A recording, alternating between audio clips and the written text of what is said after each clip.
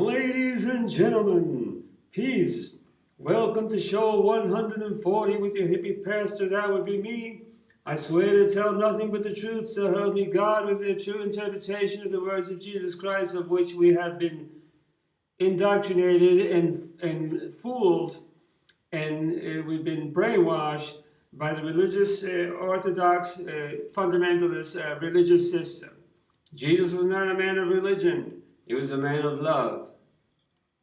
Ladies and gents, allow us to commence with the quote of the day. Let's see who can guess this marvelous, wonderful author. The quote of the day says the following. I'm old enough and cranky enough now that if someone tried to tell me what to do, I'd tell them where to put it. I'm old enough and cranky enough now that if someone tried to tell me what to do, I'd tell them where to put it, where to stick it. Who said that? No, it wasn't me. I'm just repeating like a parakeet. It was a great, fabulous, beautiful woman, lady, princess of heaven, Dolly Parton.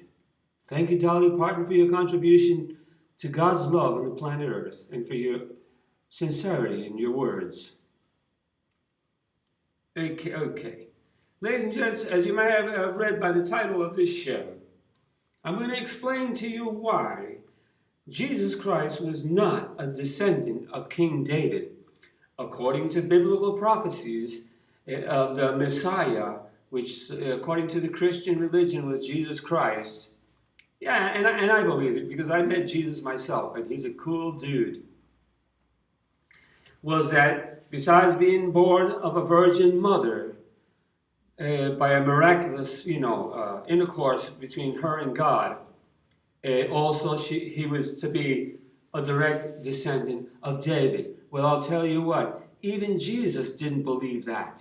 Even Jesus didn't believe that. And you might have to pick your prophecy, because you can't have the whole thing. You can't have your cake and eat it too. Either he was born from a virgin Mary, from a virgin birth, from God having intercourse sexual with Virgin Mary, or he was a descendant of David. Why do I say this? Because King David, King David was the lineage of King David were upper middle class people, well-to-do, well-respected in the community, like the carpenter Joseph. Joseph, the carpenter, was a direct descendant of King David. He surely was. It says it in the Bible. But the Virgin Mary was not. She was a young woman from a poor neighborhood, from a shanty town, from the slums of Jerusalem. A humble young lady, right, whom Joseph chose to marry because he liked this humble, poor, young, sweet 16, baby. That was Joseph, but she was no lineage, had no direct contact, no descendants of King David whatsoever. It was Joseph.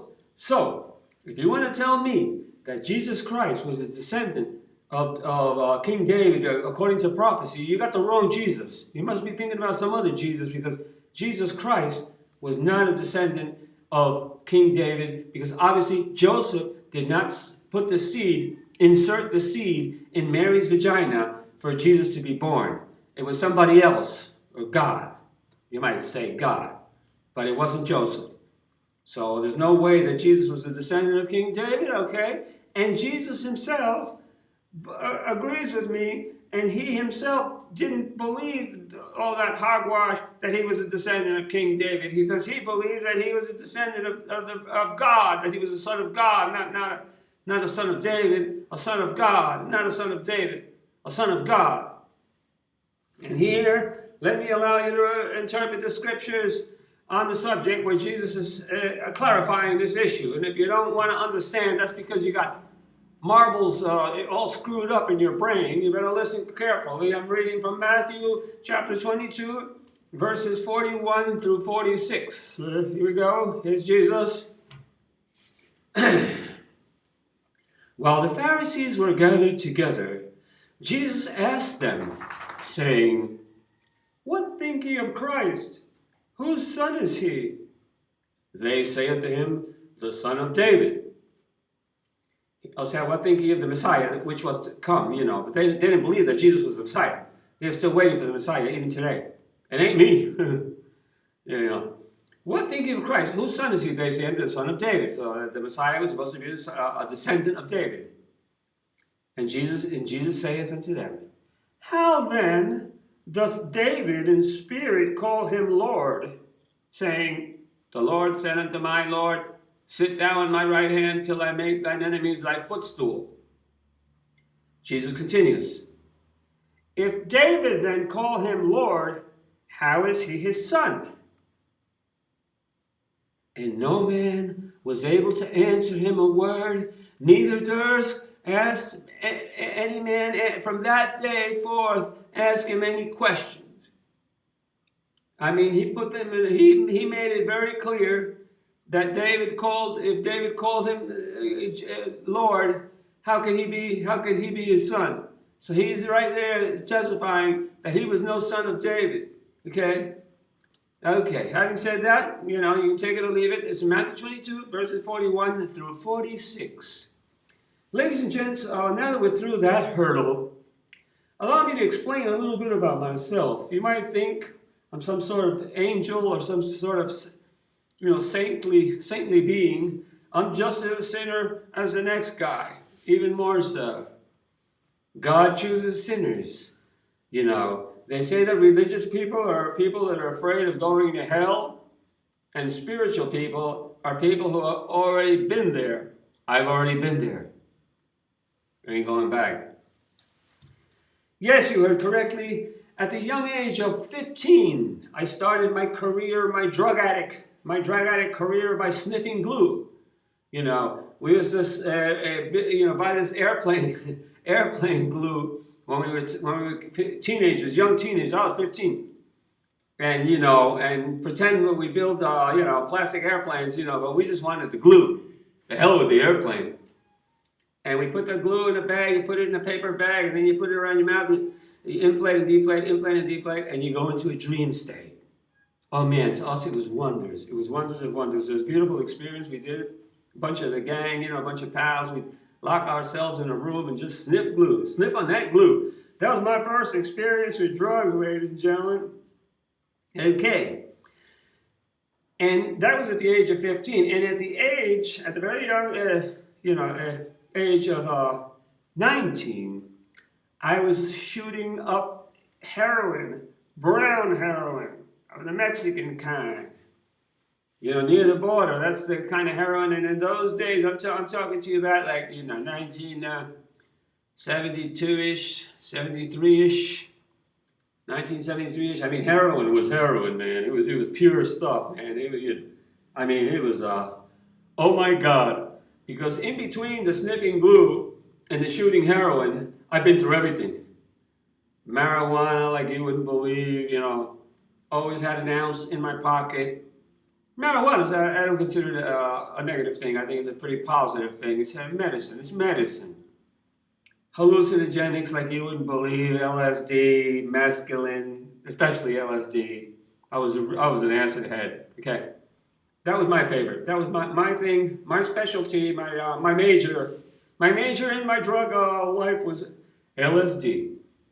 Orange sunshine and paper acids. And that was the way to go. And with a lot of marijuana. And like I said, by the time I was 19, I was shooting heroin. And that, ladies and gents, was the beginning of my getting free from hard drugs. Because once you get to heroin, to shooting heroin, or like nowadays, they use other stuff like fentanyl and other opiates, Oxycontin, and stuff. That's the last step before destruction, self-destruction. So when I got to heroin, I fell in love with it. It was so right. It was so beautiful. But that's when I knew, when my eyes opened, I let the LSD go. The LSD was a beautiful thing, very spiritual. But we overdid it a little bit, and I started having some bad trips. But with heroin, there is no bad trip. It's just all wonderful. So, but then you also realize that it's your last step.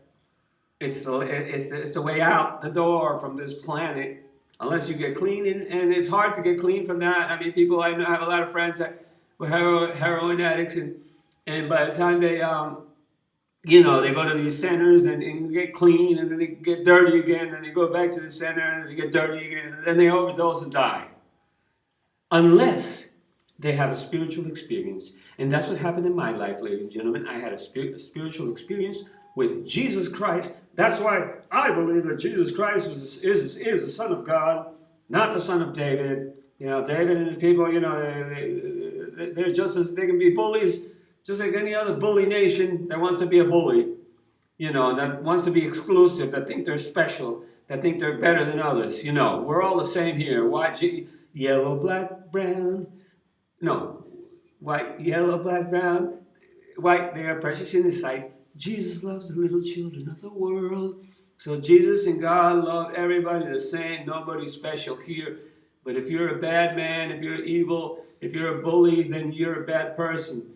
But if you're a peacemaker, and are looking for love, and to make love instead of making war, you're a child of God. It's never too late.